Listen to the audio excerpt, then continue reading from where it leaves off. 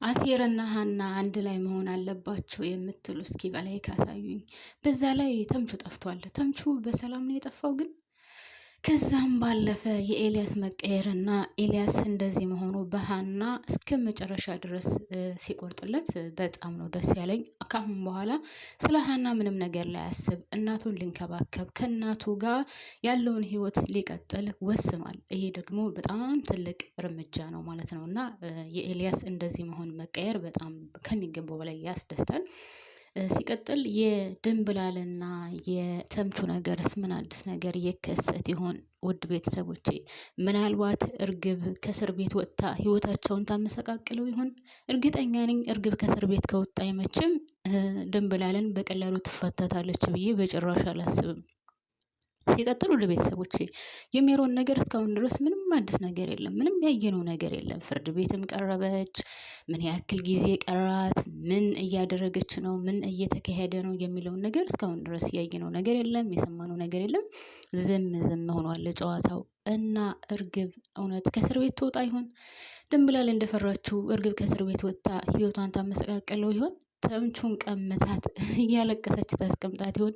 ይሄ የድንብላል ትልቅ ስጋቷ ነው። እንግዲህ ይሄን ደግሞ ወደፊት የምናየው ይሆናል። ሰላም የኔ ምርጦች እንዴት ናችሁልኝ? ሰላም ናችሁ ወይ? በያላችሁበት ሰላማችሁ በዘዘት ተረፍርፍ ይበልልኝ። ለዚህ ቻናል አዲስ የሆናችሁ ካላችሁ ሰብስክራይብ አድርጋችሁ የደወል ምልክቷን በመጫን ቤተሰብ ሁኑ። ነባር ቤተሰቦቹ ደግሞ ፕሌስ ላይክ ማድረጋችሁን አትርሱ። እስኪ በእርግብና በተምቹ ወይም በድንብላል መካከል ምን ይከሰት ይሆን በሚለው ሀሳብ አስተያየታችሁን እንድታካፍሉኝ እፈልጋለሁ። የአሴርና የሀና ጉዳይ ደግሞ እርግጠኛ ሆኜ የምነግራችሁ ሁለታቸው ናቸው የሚጋቡት። መቼም እዝራና ሀና ይጋባሉ አትሉኝም? አሁን ለጊዜው አቶ በቃሉ ምንም የሚያውቀው ነገር የለም። ሀና የወይዘሮ ሜላት ልጅ እንደሆነች በጭራሽ የሚያውቀው ነገር የለም። ሁለቱ ግን እፍ ያለ ፍቅር ውስጥ ገብተዋል። ሀናም ብትሆን ሁሉን ነገር ትታ አሁን ወደሱ ሄዳለች። አሴርንም ቢሆን ያው ይቅርታ ተጠያየቁም ተጣሉም ምናሉም ካሁን በኋላ ያው አሴርም ቢሆን ቆርጧል፣ በሀና ወስኗል። ለምን ወሰነ ካላችሁኝ ሀና ልቧ ወደ እዝራ እንደሆነ ገብቶታል። ስለዚህ ካሁን በኋላ ከሀና ጋር ምንም አይነት የፍቅር ግንኙነት ይኖረኛል ብሎ አላሰበም። ነገር ግን እውነታው ሲወጣና ይህ ድብቅ ሚስጥር ሲጋለጥ መጨረሻ ላይ የሚሆነው ምንድን ነው? ይለያያሉ ማለት ነው። መቼውንም ቢሆን እነዚህ ሁለት በነፍስ የሚፈላለጉ ሰዎች ይጣመራሉ ብዬ በጭራሽ አላስብም።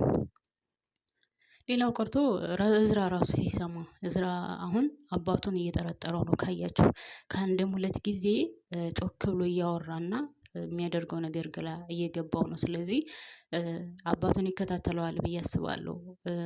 ምን እያለ ነበር ከሀና ጋር?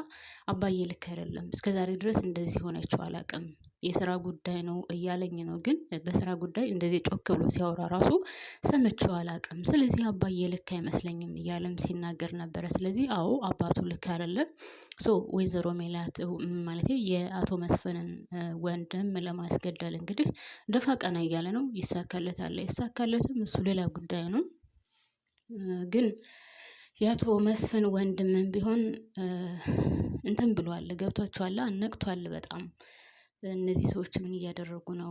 እኔ ቤተሰቦችን እኔ እያለሁ እንዴት እንደፈራለን? በምን ምክንያት ነው? እኔ መሳሪያ ቢይዝ ስታዳ ምን አገባኝ እያለ ከሚገባው በላይ እየተጨነቀም ነበር፣ እያሰበም ነበር። እኔ እያለሁ ቤተሰቦች ምንም ነገር አይሆኑም እያለም እንግዲህ እያወራ ነበር ማለት ነው። ስለዚህ እሱም ቢሆን ካሁን በኋላ ይጠነቀቃል። ግን ቢጠነቀቅም መሳሪያና ዱላ ታውቃላችሁ የተለያየ ነው። የገጠር ሰው መሳሪያ ብርቁ አይደለም፣ የታወቀ ነው። እየተጫወቱበት ነው ያደጉት ከልጅነታቸው ጀምሮ። ስለዚህ መሳሪያ ይፈራል አይፈራም የሚለው ሳይሆን ጸቡ በመሳሪያና በዱላ ልዩነት አለው። መሳሪያ አንዴ ቋ ካደረጋችሁት ያው ቋ ነው ይዘረራል ማለት ነው። ዱላ ግን ይለያል። ስለዚህ እኔ እፈራለታለሁም። ሲቀጥል ግን ከዚህ በፊትም እንዳልኳችሁ እዛ አካባቢ ተምቹና አሴር አይጠፉም። ስለዚህ እዛ አካባቢ ተምቹና አሴር ካልጠፉ እነሱ ደግሞ ዝም ብለው አይመለከቱም። አንደኛ ደረጃ ምንም ሰውየውንም ባያውቁትም እንደሆነ ባያውቁም ሰው እየተደበደበ ዝም ብለው የሚመለከቱ አይደሉም። ሲቀጥል ደግሞ እንደኔ ሀሳብ ከዚህ በፊትም እንደነገርኳችሁ አሴር ወይም ተምቹ ናቸው የሚጎዱት በዚህ ጸብ ላይ።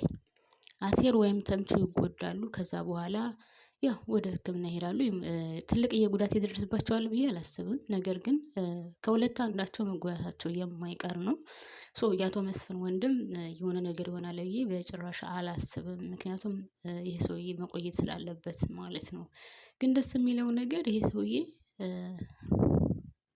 ስለ ሀና ማንነት በደንብ እየጠየቀ ነበረ። የሚመልስለት ስላጣ ማንም ስላልመለሰለት እንጂ ሀና ማን ናት? ሀና ምንድን ናት? ሀና የምታገባው ማለቴ ስለ እሷ ማንነት ሳይሆን የምታገባው ልጅ ማን ነው? ዘሩ ምንድን ነው?